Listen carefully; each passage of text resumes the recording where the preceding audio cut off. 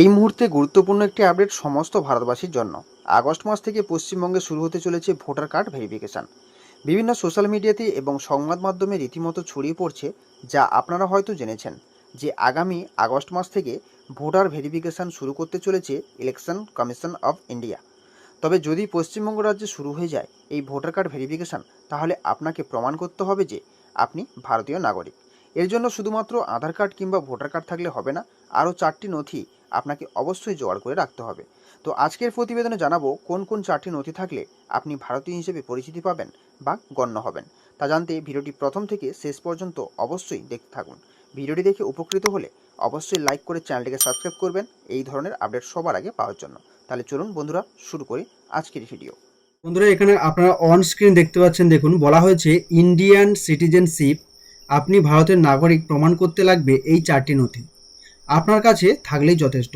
তো বন্ধুরা, কোন কোন 4টি নথি আপনার কাছে থাকলে আপনি ভারতীয় হিসেবে পরিচিত পাবেন, তা সমস্ত কিছু বিস্তারিতভাবে আলোচনা করা হয়েছে এই প্রতিবেদনে। তো দেখুন, প্রথমে বলা হয়েছে ইন্ডিয়ান সিটিজেনশিপ প্রুফ, অর্থাৎ আপনি যে ভারতবাসী বা আপনি যে ভারতে বসবাস করেন তার জন্য কিন্তু এখানে প্রুফের কথা বলা হয়েছে, অর্থাৎ আপনাকে কিন্তু প্রমাণ করতে হবে। তো তার জন্য কিন্তু কোন কোন ডকুমেন্টসগুলো আপনাকে দিতে হবে, যে 4টি ডকুমেন্টসের কথা বলা হয়েছে তা কিন্তু আপনারা এই প্রতিবেদনেই পাবেন। তো দেখুন, বলা হয়েছে 2026 সালে বাংলা, অসম, কেরালা, পুদুচেরি এবং তামিলনাড়ু এই 5টি রাজ্যে বিধানসভা নির্বাচন। তো বুঝতেই পারছেন, বাংলা, অসম, কেরালা এবং পুদুচেরি, তাছাড়াও তামিলনাড়ু, এই 5টি রাজ্যে কিন্তু বিধানসভা নির্বাচন হতে চলেছে। তার আগে এবছর বিহার নির্বাচনের আগে ভোটার তালিকায় বিশেষ সংশোধন, অর্থাৎ স্পেশাল ইন্টেনসিভ রিভিশন, অর্থাৎ SIR কর্মসূচির কথা ঘোষণা করেছে নির্বাচন কমিশন। তো তারপর জানা যাচ্ছে গোটা দেশ জুড়ে এই কর্মসূচি পালন করা হবে। সব রাজ্যের নির্বাচন কমিশনকে এই সংক্রান্ত নির্দেশিকা পাঠিয়ে দেওয়া হয়েছে বলে খবর। আমরা অনেকেই ভাবি আধার বা প্যান কার্ড থাকলেই দেশের নাগরিকত্ব প্রমাণ করা যায়। বিহার নির্বাচনের আগে নির্বাচন কমিশন জানিয়েছে ভোটার তালিকায় বিশেষ সংশোধনের জন্য বহু বাড়িতে যাচ্ছেন প্রতিনিধিরা।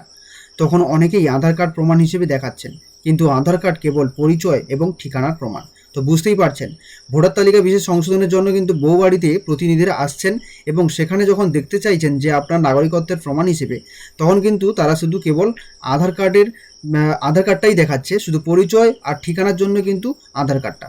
তাই এটা কিন্তু হবে না। তো সে সম্পর্কিত কী বলা হয়েছে দেখুন, সুপ্রিম কোর্ট থেকে বলা হয়েছে সুপ্রিম কোর্ট নির্বাচন কমিশনকে আধার, এপিক কার্ড এবং রেশন কার্ডকেও নাগরিকত্বের প্রমাণ হিসেবে বিবেচনা করার কথা বলেছিল।